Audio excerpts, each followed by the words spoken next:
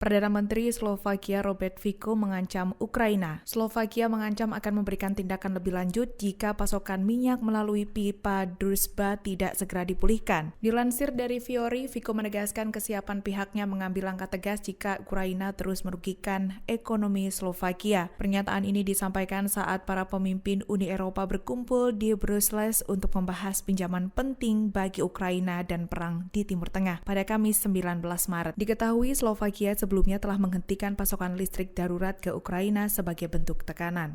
V prvej časti dnešného samitu Európskej rady v Bruseli sa premiéri a hlavy členských štátov únie zaoberali výlučne zablokovanou 90 miliardovou pôžičkou pre Ukrajinu a prerušením dodávok ropy na Slovensko a do Maďarska cez ropovod Družba.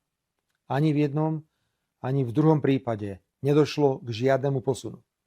Pôžička pre Ukrajinu zostáva zablokovaná a nie je stanovený žiadny termín na znovu obnovenie dodávok ruskej ropy cez tento ropovod.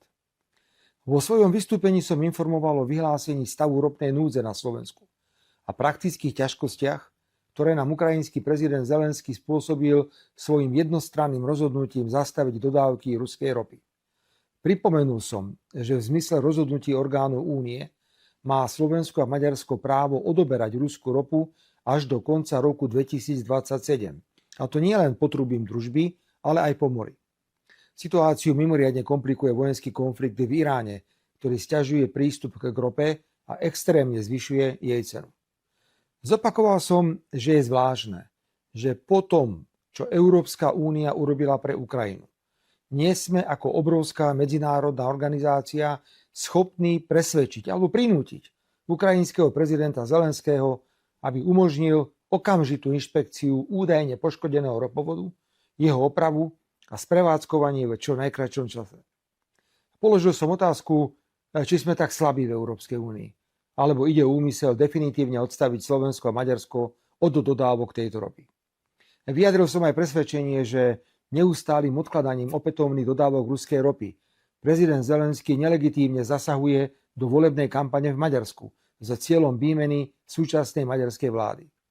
Obdobne ako v telefonáte s predsedom Európskej rady Antoniom Koštom pred summitom, aj dnes som potvrdil pripravenosť Slovenska prijať ďalšie opatrenia proti Ukrajine, ak jej politické vedenie bude naďalej úmyselne ekonomicky poškodzovať Slovensko. Ako je všeobecne známe, už sme prijali jedno recipročné opatrenie a zastavili sme dodávky núdzovej elektriny pre túto krajinu. Za daných okolností, vážení priatelia, som naplnil vyhlásenia z včerajšieho integračného výboru Národnej rady a závery dnešného samitu, plne podporujúce Ukrajinu, som odmietol za Slovensko odsúhlasiť. Toto moje rozhodnutie je vyjadrením postoja, že vzťahy medzi Úniou a Ukrajinou, ako aj vzájomné slovensko-ukrajinské vzťahy, nie sú a nemôžu byť jednosmerným cestovným lístkom s povinnosťou vo všetkom a za každú cenu vyhovieť prezidentovi Zelenskému a popri tom povinne tolerovať nedostatok rešpektu a úmyselné rozhodnutia ukrajinského prezidenta poškodzujúce ekonomické záujmy členských krajín Európskej únie.